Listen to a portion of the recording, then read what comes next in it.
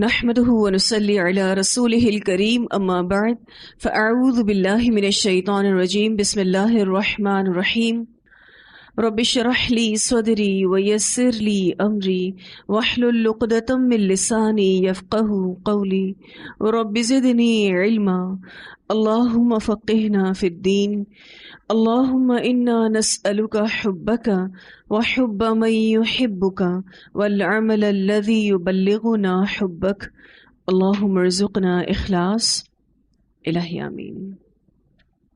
Lesson number 262 سورہ محمد، آیت number 20 سے لے کر 38 تک۔ اللہ سبحانہ تعالیٰ فرماتے ہیں وَيَقُولُ الَّذِينَ آمَنُوا، اور کہہ رہے تھے وہ لوگ جو ایمان لائے، لولا کیوں نہیں نزلت اتاری گئی سورتن کوئی سورت۔ سورت سے مراد یہاں پر خاص سورت کی طرف اشارہ ہے جس میں جنگ کرنے کی اجازت ہو، اجازت مل جائے تاکہ کافروں کی مخالفت والی قوتوں کو ختم کیا جا سکے۔ مکہ میں مسلمانوں نے 13 سال ظلم و ستم برداشت کیے، اب مومنین یہ چاہ رہے تھے کہ ان کو جنگ کرنے کی اجازت مل جائے، وہ نیکی کے موقع کے انتظار میں تھے۔ فَإِذَا، پھر جب انزلت اتاری گئی سورتن کوئی سورت، محکمتن محکم، وذکر فیہا القتال، اور ذکر کیا گیا اس میں جنگ کا، رأیت الذین، تم نے دیکھا ان لوگوں کو، فی قلوبہم، جن کے دلوں میں مرضن، بیماری تھی۔ بیماری سے مراد یہاں پر منافقت کی بیماری ہے، جن کا ایمان کمزور تھا، اور دنیا کی محبت بھی مراد ہے۔ تو جب جنگ کی اجازت مل گئی تو تم دیکھتے ہو منافقین کو، ینظرون، وہ دیکھ رہے تھے، الیکا، آپ کی طرف، یعنی رسول اللہ صلی اللہ علیہ وسلم کی طرف، نظر، جیسے دیکھنا، المغشی، بے ہوشی، طاری ہو، علیہ، اس پر۔ غشی کہتے ہیں ایسی بے ہوشی کہ جس میں کوئی کام نہ کیا جا سکے، کچھ سنا نہ جا سکے، جیسے کسی کو حالت نزا ہوتی ہے من الموت، موت کی وجہ سے۔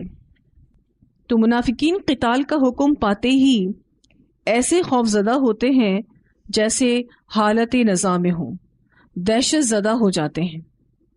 اس کی سب سے بڑی وجہ یہ ہے کہ یہ دنیا کی محبت میں گرفتار ہیں۔ منافقوں کو ٹھنڈا ٹھنڈا اسلام تو قبول تھا، وہ نماز روزے کر لیتے تھے، لیکن جہاں بات جہاد فی سبیل اللہ کی آتی تھی وہاں سے بھاگ جاتے تھے۔ جب عمل کا وقت آتا تو ایسے ہو جاتے جیسے ان پر موت کی کیفیات طاری ہیں۔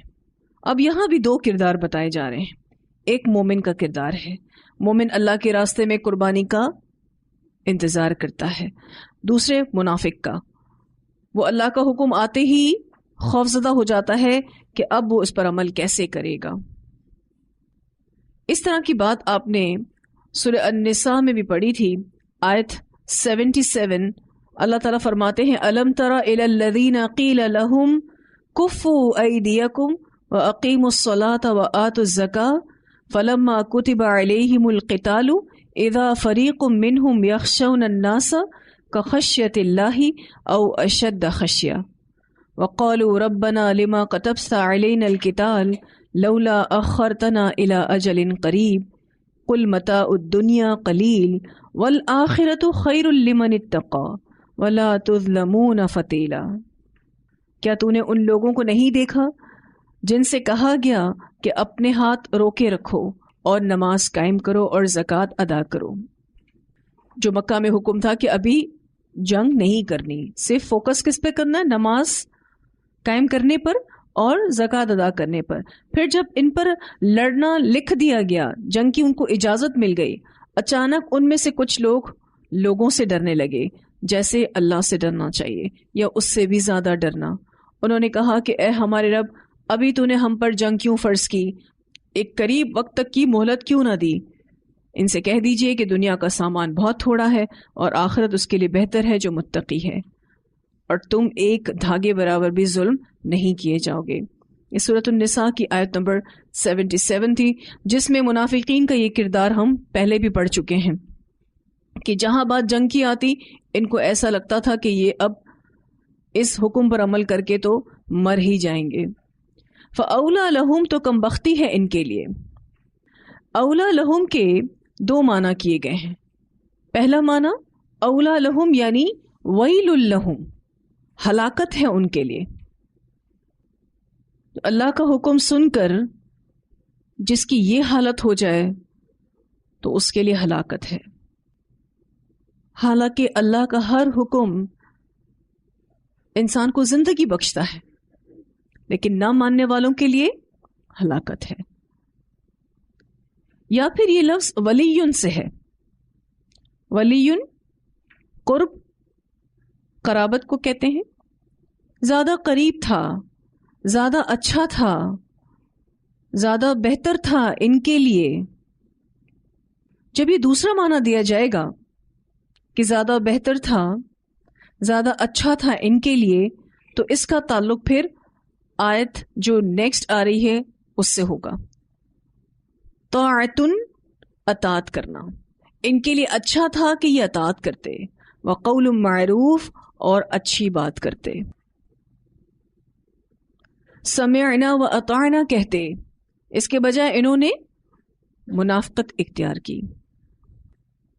تو یوں فاولا لہم کے دو معنی ہو جاتے ہیں، ایک اولا لہم ویل لہم کے معنی دے رہی ہے، اور دوسرا معنی ولیٌ سے ہے، یعنی قرب، قرابت، زیادہ قریب تھا، زیادہ اچھا تھا، بہتر تھا۔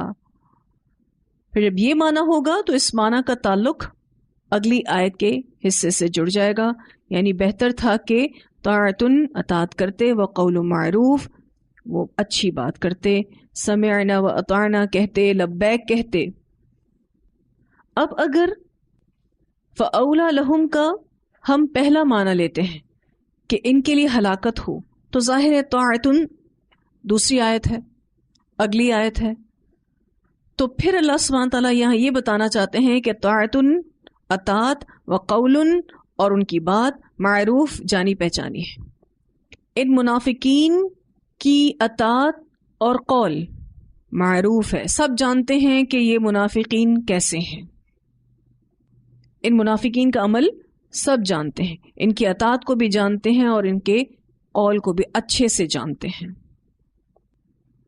اگر اولا لہم کا تعلق پچھلی آیت تک ہی رہ جاتا ہے تو ظاہر اب یہ طاعتن نیکسٹ دوسری آیت ہے، تو پھر اس کا معنی یہ کیا جائے گا کہ ان منافقین کی اطاعت اور قول سب کو پتہ ہے۔ فَإِذَا پھر جب عزم الامر مقرر ہوا فیصلہ، امر سے مراد یہاں پر قتال ہے، قتال کی طرف اشارہ ہے۔ فَلَوْ پھر اگر صدق اللہ، وہ سچ کہیں اللہ تعالیٰ سے، لَكَانَ خَيْرًا لَهُمْ، البتہ ہوتا بہتر ان کے لیے۔ اگر یہ اللہ تعالیٰ سے سچ کہتے، یعنی وہ وعدے جو یہ پہلے کرتے رہے کہ جنگ ہوگی تو ہم بھی ساتھ آئیں گے، یہ وعدے منافقین کرتے رہے کہ اب کوئی جنگ ہوگی تو ہم ضرور آئیں گے، اگر یہ ان وعدوں کو پورا کرتے، سچ کر کے دکھاتے، تو یہ صورت ان کے لیے بہتر ہوتی، اچھی ہوتی۔ نفاق اور مخالفت کے مقابلے میں توبہ اور اخلاص کا مظاہرہ کرتے تو یہ ان کے لیے اچھا تھا، یہ توبہ کر لیتے، مخلص ہو جاتے۔ فہل تو کیا، عصیتم امید ہے تم سے، ان تولیتم اگر تم والی ہو گئے، تم حاکم بن گئے یعنی، اور ان تولیتم کا دوسرا معنی منہ موڑنے کا بھی کیا گیا ہے، تو کیا امید ہے تم سے یعنی تم منافقوں سے، اگر تم حاکم بن گئے یا تم منہ موڑ گئے، ان تفسدو کہ تم فساد کرو گے، فی الارض زمین میں، وتقطعوا اور تم کاٹو گے، ارحامکم اپنے رشتوں کو۔ تو ان منافقین سے کیا بعید ہے کہ اگر حاکم ہو جائیں تو زمین پر فساد کرنے لگیں گے اور قطع رحمی کرنے لگیں گے. ایسا کچا پکا گروہ جو ہوتا ہے نا، جس کا ایمان اتنا ڈگمگاتا ہو، اگر وہ لیڈر بنا دیا جائے، حاکم بنا دیا جائے، تو وہ فساد کرے گا. دوسرا، وہ رشتے کاٹے گا. کسی بھی نااہل کو جب ذمہ داری دے دی جاتی ہے تو اس نے بگاڑ ہی کرنا ہے اور تعلقات کو خراب ہی کرنا ہے. فساد کرتے تم زمین میں اور تم رشتوں کو کاٹتے. وَتُقَطِّعُوا أَرْحَامَكُمْ سے پہلی سی لوٹ مار اور قتل و غارت بھی مراد لی گئی ہے. یعنی تم اپنے ہی رشتہ داروں پر حملے کرتے، چھریاں چلاتے. تو یہ منافق ایسا ہوتا ہے، اگر حاکم بن جائے تو بھی اتنا ہی فسادی ہوگا. اور اگر یہ منہ موڑ جائے، ان تولیتم کا ایک دوسرا معنی میں نے آپ کو بتایا، منہ موڑنا، کہ اگر تم منہ موڑ گئے جنگ کے حکم سے، کیونکہ جنگ کی بات ہو رہی ہے اور یہ جنگ کرنا نہیں چاہ رہے تھے منافقین، تو اگر تم منہ موڑ گئے جنگ کے حکم سے تو تمہارے متعلق یہی توقع کی جا سکتی ہے کہ تم پہلے کی طرح لوٹ مار، قتل و غارت اور فتنہ فساد ہی کرتے رہو گے. تمہارا پھر کوئی اور کام نہیں ہوگا، آپس میں ہی تم لڑتے جھگڑتے رہو گے. اور قطع رحمی کتنا بڑا گناہ ہے، اس کے بارے میں تو ہم بہت ساری احادیث بھی پڑھ چکے ہیں کہ یہ اتنا بڑا گناہ ہے کہ جو قطع رحمی کرے گا جنت میں نہیں جائے گا. ایک روایت میں آتا ہے رسول اللہ صلی اللہ علیہ وسلم نے فرمایا، سرکشی اور قطع رحمی دوسرے گناہوں کی بنسبت زیادہ لائق ہیں کہ اللہ تعالیٰ ان کے مرتکب کو دنیا میں بھی جلد سزا دے اور اس کے ساتھ ساتھ آخرت میں بھی اس کے لیے اس سزا کو ذخیرہ رکھے. اسے مسند احمد نے روایت کیا. یہ دو گناہ، قطع رحمی اور سرکشی، دوسرے گناہوں کی نسبت اتنے بڑے ہیں کہ اس کی سزا دنیا میں بھی ملے گی اور اس کی سزا کا ذخیرہ آخرت میں بھی ملے گا. پھر اللہ سبحانہ تعالیٰ فرماتے ہیں، اولئک الذین، یہی وہ لوگ ہیں، لعنہم اللہ، لعنت کی ان پر اللہ نے. اب یہ اللہ کا حکم نہ ماننے والوں کا انجام ہے کہ اللہ ان پر لعنت کرے گا. ہم سے مراد مفسدون ہیں اور رشتوں کو کاٹنے والے. فَأَصَمَّهُمْ، پھر بہرا کر دیا ان کو. کس چیز سے بہرا کر دیا؟ حق کو سننے سے. اب یہ حق سننے کی صلاحیت نہیں رکھتے. وَأَعْمَا، اور اندھا کر دیا أَبْصَارَهُمْ، ان کی آنکھوں کو. حق دیکھنے سے محروم کر دیے گئے. تو یہ تین سزائیں اس کو ملیں گی جو اللہ کا حکم نہیں مانے گا. پہلی سزا لعنہم اللہ، اللہ ان پر لعنت کرتا ہے. دوسری سزا فَأَصَمَّهُمْ، پھر بہرا کر دیا ان کو. اور تیسری سزا وَأَعْمَا أَبْصَارَهُمْ، اور اندھا کر دیا ان کی آنکھوں کو. سب کچھ سن سکتے ہیں، سب کچھ دیکھ سکتے ہیں، لیکن نہ حق سن سکیں گے نہ حق کو دیکھ سکیں گے. کتنی بڑی محرومی ہے. یعنی اللہ تعالیٰ ان سے ہدایت کو سلب کر لے گا. اب یہ ہدایت پر نہیں آ سکتے. اب یہاں پر بات منافقین کی ہو رہی ہے کہ منافقین کا یہ انجام ہوگا جنہوں نے اللہ کے حکم سے اعراض برتا. افلا، کیا بھلا نہیں، یتدبرون القرآن، وہ غور و فکر کرتے قرآن میں. یتدبرون کا لفظ دال با را سے ہے. دبر کہتے ہیں پیچھا کرنے کو. اللہ تعالیٰ فرماتے ہیں کیا بھلا نہیں وہ غور و فکر کرتے قرآن میں. ام علی قلوب، یا دلوں پر، اقفالها، تالے ہیں ان کے. قرآن پر غور و فکر کرنے کی بات ایسا لگتا ہے بالکل اچانک سے آ گئی، حالانکہ یہ اتنا مناسب وقت ہے اس بات کا. کیوں؟ کیونکہ ان انسان کو قرآن ہی مجاہد بناتا ہے، محنت کرنے والا بناتا ہے، اور قرآن پر غور و فکر کرنے سے انسان اپنی غلطی کے بارے میں جاننے لگتا ہے، حق کی طرف رجوع کرتا ہے۔ قرآن اترا ہی غور و فکر کے لیے ہے، اسی لیے اللہ تعالیٰ فرماتے ہیں افلا یتدبرون القرآن، یہ قرآن پر غور و فکر کیوں نہیں کرتے؟ ان کے دلوں کو کیا ہو گیا ہے؟ کیا ان کے دلوں پر تالے ہیں؟ اقوال سے مراد یہاں پر حسد، بغض، تکبر، خود پسندی کے تالے ہیں، ریاکاری، منافقت، کینہ، کفر، یہی تالے ہوتے ہیں، تبھی انسان قرآن پر غور و فکر نہیں کرتا۔ اور یقین مانے یہ تالے کھلتے کھلتے ہی کھلتے ہیں، یعنی ایک ایک کر کے یہ تالے کھلتے ہیں، ایک ایک کر کے ان سے جان چھوٹتی ہے۔ جیسے جیسے قرآن پڑھتے جائیں گے، جتنی دفعہ قرآن پڑھتے جائیں گے، کبھی کوئی تالا کھلے گا اور کبھی کوئی تالا کھلے گا، لیکن اس کے لیے ضروری ہے کہ قرآن پر تدبر کیا جائے۔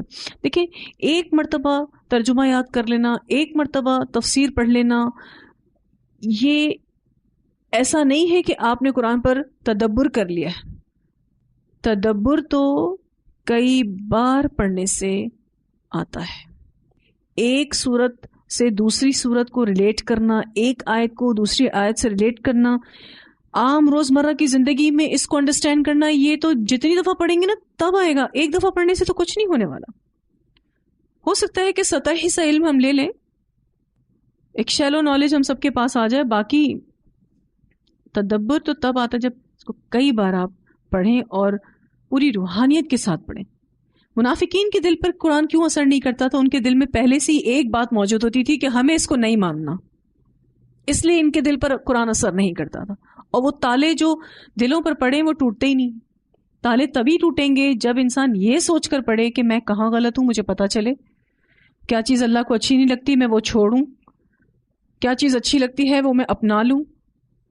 تو دھیرے دھیرے ایک ایک کر کے وہ تالے ٹوٹنا شروع ہوتے ہیں۔ آپ دیکھیں، آپ بھی ماشاءاللہ اتنے پارے پڑھ چکے ہیں الحمدللہ، اس بات کا احساس ہم سب کو ہوتا رہتا ہے کہ غلطیاں کوتاہیاں ہماری زندگی میں لگی ہوئی ہیں، اور قرآن ہمارے ان تالوں سے ہمیں آزاد کرتا ہے اور تقوی پیدا کرتا ہے، اللہ کا خوف پیدا کرتا ہے۔ نہ کسی انسان کی بات میں اتنا اثر ہے ہی نہیں کہ وہ ہمارے دلوں کے اندر جو گندگیاں ہیں اس کو نکال سکے، جو دلوں پر پڑے تالے ہیں اس کو کسی انسان کی بات توڑ سکے۔ تو یہ قرآن کو چونکہ ناپسند کرتے تھے، اس وجہ سے قرآن ان پر اثر ہی نہیں کرتا تھا۔ اللہ تعالیٰ کہتے ہیں افلا یتدبرون القرآن ام علی قلوب اقفالها، کیوں نہیں کرتے قرآن میں تدبر؟ کیا ان کے دلوں پر تالے پڑے ہوئے ہیں؟ کیا انہوں نے اپنے دلوں میں اتنا حسد پال کے رکھا ہے، اتنی منافقت پال کے رکھی ہے، اتنی ریاکاری ہے، اتنا کفر ہے، اتنا تکبر ہے؟ کیوں نہیں سدھرتے؟ حالانکہ قرآن تو ایسا ہے، بھی ہم پڑھ رہے تھے سورہ احقاف میں کہ ایک بار جنہوں نے سنا اور جن ایمان لیا ہے اور اپنی قوم کو ڈرانے والے بن گئے۔ تو قرآن پر غور و فکر کرنے سے ہی زندگیوں میں تبدیلی آئے گی۔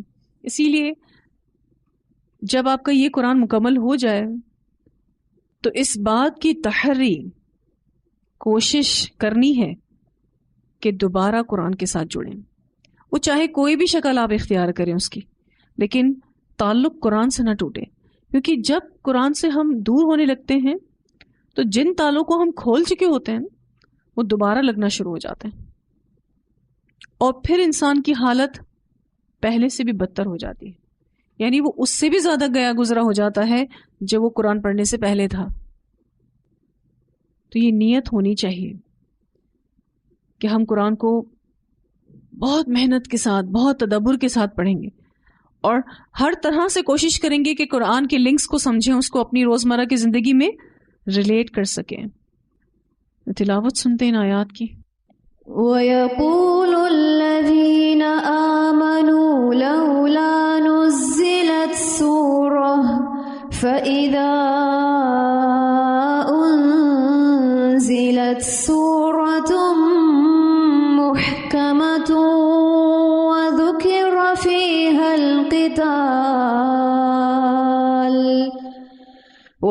ذكر فيها القتال رأيت الذين في قلوبهم مرض ينظرون إليك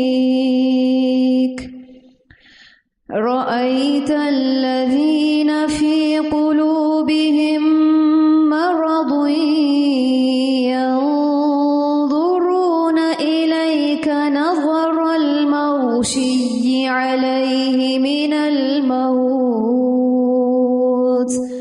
فأولى لهم طاعة وقول معروف فإذا عزم الأمر فلو صدقوا الله لكان خيرا لهم فهل عسيتم إن توليتم أن تفسدوا في الأرض وتقطعوا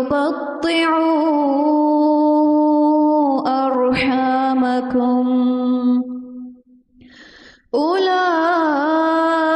أولئك الذين لعنهم الله فأصمهم وأعمى أبصارهم أفلا يتدبرون القرآن أفلا يتدبرون